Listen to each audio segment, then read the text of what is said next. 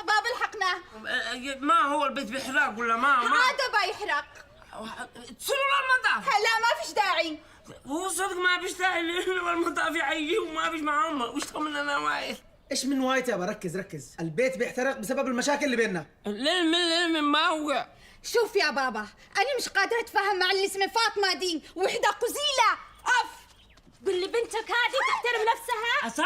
ما ابو معلمها تحترمني. وقت الاحترام ولا قله الحياه. يابا سب على عيالك. يابا ركز معانا، انا مش قادر انام بسبب الكائن هذا. وهو صدقك والله انه ما حد هذا عمل في الليل ما نفعل لكم ما نقصده. الموضوع مش في الحجم يا داد، لا الموضوع انه مهدي بصراحه يشخر. ما هو شخير هذا؟ يعني نخير، يعني حقه شكمان مخزوق. ها خلاص بس احنا نبشر له ميكانيكي. يابا الله يحفظك، قلنا لك يشخر يعني ينخر ويبخر. يعني دحين انتم متضايقين منه يعني من الشخير ولا من الدخان حق الشكمان؟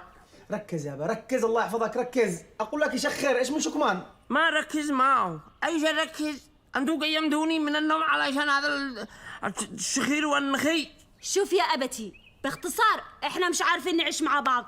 ما دام هو هكذا قدامي حل واحد. تتنحين؟ ما بتقول يا ولدي معه؟ يعني اقصد انك تنتحر وتخلي الورث. لا حول ولا قوة إلا بالله. اهداء. اتفضل يا والد، اعطينا قرارك. بارك الله فيك. انا بين اقول يعني في ظل الظروف العصيبه هذه بتمر بها البيت والمشاكل المتتاليه والمتتابعه، انا قررت الاتي.